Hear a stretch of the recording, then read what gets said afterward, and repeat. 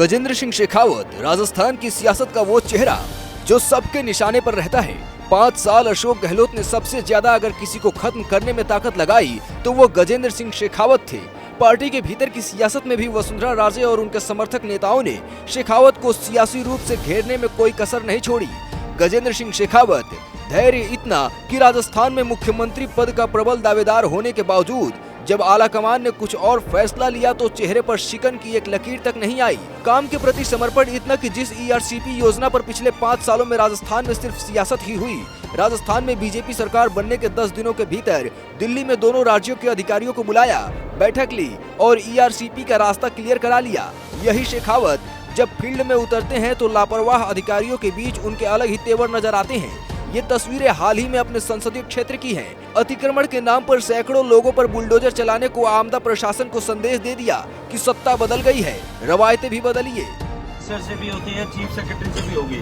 उसके बाद में अगर कलेक्टर उन दोनों के बाद के आगे जाकर के तोड़ने आए तो आओ तोड़ने के लिए कितनी गोलियां चलाते हो मैं देखता हूँ। What nonsense you are talking. तो फिर जाके बात करो ना अपने सिस्टम से आप यार, आप बात करो अपने सिस्टम में। You talk to your CS और उसमें फिर उसके बाद में अगर वो कोई भी मना करते हैं whatever you shield you are looking for, you talk to them and you get that shield. If they are not willing to give you, वो आपको sacrifice करके scapegoat बनाना चाहते हैं, मुझे बताना। I'll again talk to the chief minister what nonsense is happening. कुछ भी दिक्कत आता है तो मुझे बता, ठीक है ना। But nothing will be is going to happen there till the next हमारी जब तक दोबारा बात नहीं होती तब। Don't worry for that, don't worry for that. You talk to CS और उनको बता दो अपनी मजबूरी के साथ इस तरह का एक इनिशिएशन करना पड़ेगा।